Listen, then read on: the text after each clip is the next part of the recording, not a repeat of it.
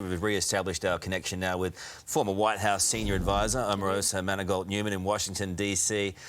Omarosa, it's great to see you again. It's been 4 years of chaos under Donald Trump, and when we spoke together about a year ago, you'd said you'd get your man, and look, today you got him, I guess. Hey, Karl. Hey, Allie. Yeah, you know, today is a historic day.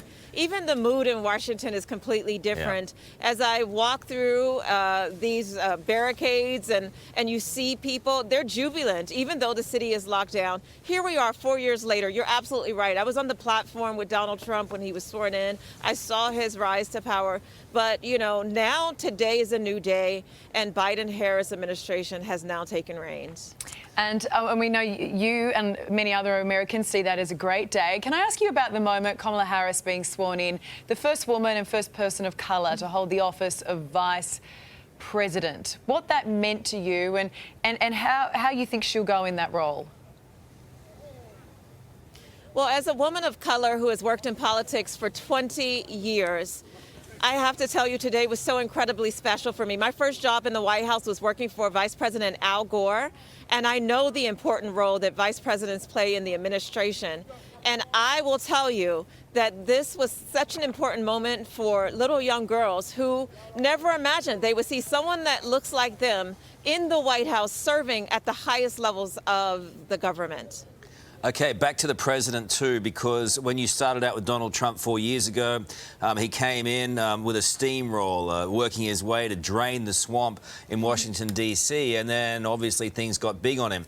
How is it for Joe Biden? How is he going to set about trying to get across all of those issues that he's outlined that he wants to change without the weight of it all getting to him?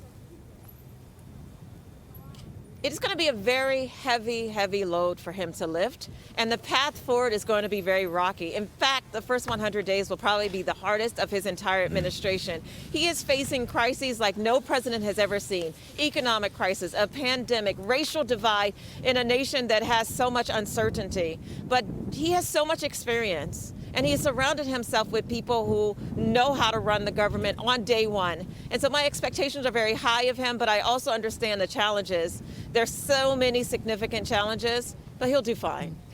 Is that part of the concern here? We know when Barack Obama came in, there were so many expectations. Some would say that bar was set way too high. And so for many, it would seem like he didn't achieve what he could have or should have achieved. Is Joe Biden walking into a very similar situation here? No, things are very different for Joe Biden. President Barack Obama came in. He didn't have this level of experience, nor did he have the network of people. Joe Biden will be able to navigate situations because he's been in Washington for 45 plus years, and he has seen every type of crisis you can imagine. And so, yes, expectations are very high, but Biden can rise to meet those challenges. It is really good to talk to you. I know that you have to go. We really appreciate your time. You're never dull, Omarosa, and thank you very much. I love your mask, by the way. It's a cool mask. Thanks, Allie.